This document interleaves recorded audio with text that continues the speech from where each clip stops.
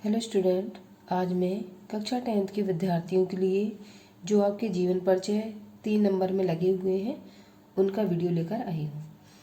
इसमें जो गद्यखंड के लेखक हैं आपके, उनका जीवन परिचय प्लस रचनाएं हाई स्कूल के जो विद्यार्थी हैं उनको लिखना होता है, जिसके नंबर होते हैं 2 नंबर का आपका जीवन परिचय और 1 नंबर की आपकी रचनाएं। इस तरीके से आपको 3 नंबर का ये प्रश्न अटेम्प्ट करना होता है। अब आपके कोर्स में कौन कौन से राइटर लगे हुए हैं वो आप देख लीजिए, और राइटर कौन कौन से इम्पोर्टेंट हैं जिनका जीवन परिचय आप याद कर लेते हैं तो आपको ये 3 नंबर की स्कोरिंग करने में हेल्प मिलेगी। पहले आपके जो गद्यखंड के लेखक हैं, पहले लेखक आपके हैं रामचंद्र शुक्ल, दूसरे जयशंकर प्रसाद, तीसरे पद्मलाल पुन्नालाल बख्शी, चौथे डॉक्टर राजेंद्र प्रसाद, पांचवें रामधारी सिंह दिनकर, छठवें डॉक्टर भगवत शरण उपाध्याय और सातवें जयप्रकाश भारती। जिसमें आपके रामचंद्र शुक्ल ये वेरी इंपॉर्टेंट है, जयशंकर प्रसाद ये भी बहुत इंपॉर्टेंट है, तीसरे पद्मलाल पुन्नालाल बख्शी कोई खास इंपॉर्टेंट नहीं है, अगला राजेंद्र प्रसाद ये इंपॉर्टेंट है, रामधारी सिंह दिनकर ये भी इंपॉर्टेंट है और जयप्रकाश भारती ये भी इंपॉर्टेंट है। अगर आपके साथ ये राइटर लगे हुए इनमें से अगर आप 5 तैयार कर लेते हैं तो आपके ये 3 राइटर में से लिखने के लिए आएगा, जिसमें से आपको 1 राइटर का लिखना होगा। तो अगर इनमें से अगर आप 7 हैं, 7 में से 5 तैयार कर लेंगे तो 1 आपका 100% फट जाएगा।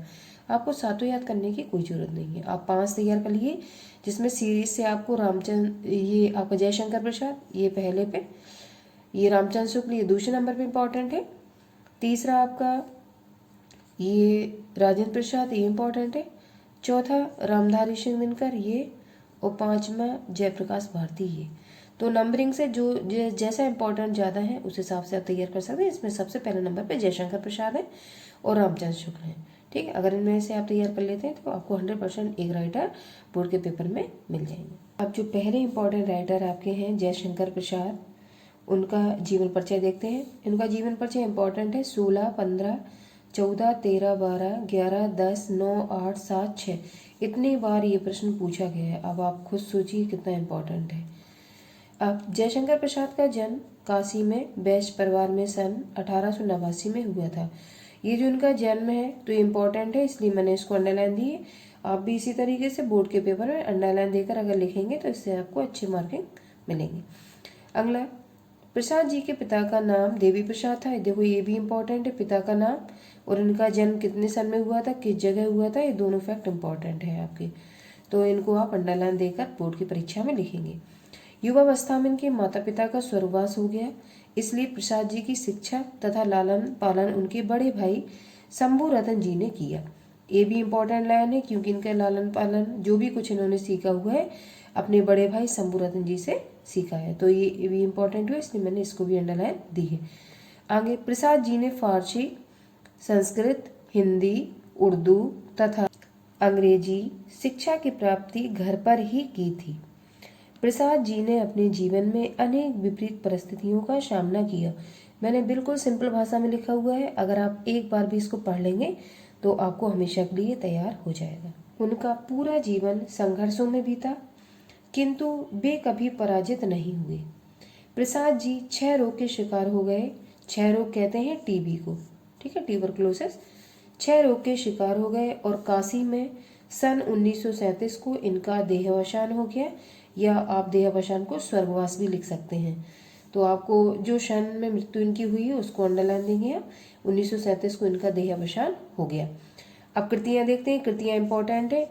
ये आपकी कृतियां जो गद्यखंड का इतिहास आएगा उसमें आपसे ये कृतियां 5 नंबर के जो प्रश्न पूछ जाते हैं, जैसा कि सिलेबस में मैंने आपको बताया था, तो उसमें ये कृतियां आपसे पूछी जा सकती हैं। ठीक है, तो अगर आप यहाँ उसको तैयार कर लेंगे तो गद्यखंड के इतिहास में आपको ये दोबारा से तैयार नहीं करनी पड़ेंगी। इसलिए आप रचनाएं जो इम्पोर्टेंट है मैंने उसको अंडरलाइन भी दी है, कौन कौन सी इम्पोर्टेंट जो पूछी जा सकती हैं। और रचनाएं अगर 1 नंबर में आप इस तरीके से हेडिंग डाल के और अंडरलाइन करके लिखते हैं तो आपको पूरे 3 में 3 नंबर मिलते हैं।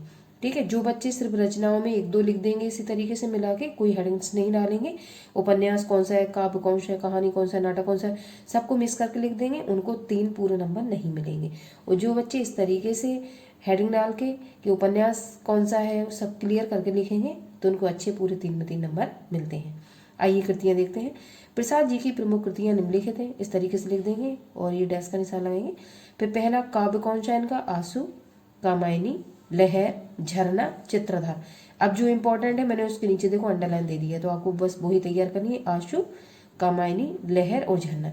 और ये कामायनी महाकाव्य है, ये हिंदी का, तो ये बहुत इंपॉर्टेंट है, अलग से भी आपसे 1 नंबर में पूछा जाता है। उपन्यास इनका इरावती। इरावती इनका उपन्यास जो है वो अपूर्ण था, तो ये बहुत कम पूछा जाता है, ये नहीं आता है। तितली और कंकाल आप याद रखिए, ये इंपॉर्टेंट है, मैंने अंडरलाइन भी दी है उसमें।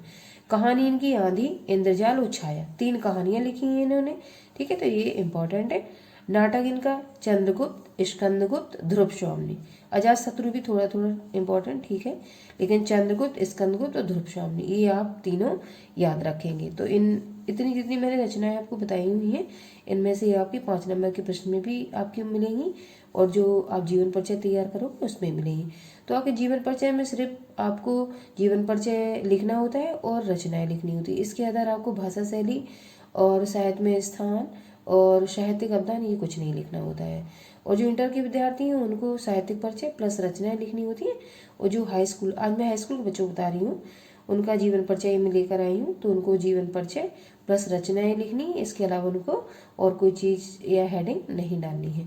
आई होप किस तरीके से हम बोर्ड के पेपर में जो इम्पोर्टेंट राइटर हैं उनकी जीवन परिचय और रचनाओं किस तरीके से लिखते हैं मैंने बताया हुआ है। इसके आगे के जो राइटर इंपॉर्टेंट है, मैंने 5 इंपॉर्टेंट बताए हैं, तो मैं 5 आपके जो जीवन परिचय होंगे उनके अगली वीडियो में मैं आपको लेकर आऊँगी और अच्छे से उनको किस तरीके से अंडरलाइन करके रचनाएं कैसे लिखते हैं वो सारा कुछ बताऊंगी। आप 5 तैयार कर लीजिए जो मैं चैनल पर डालूंगी, आपके 5 में से 100% 3 नंबर का एक राइटर आपका जीवन परिचय और रचनाएं बच जाएंगी।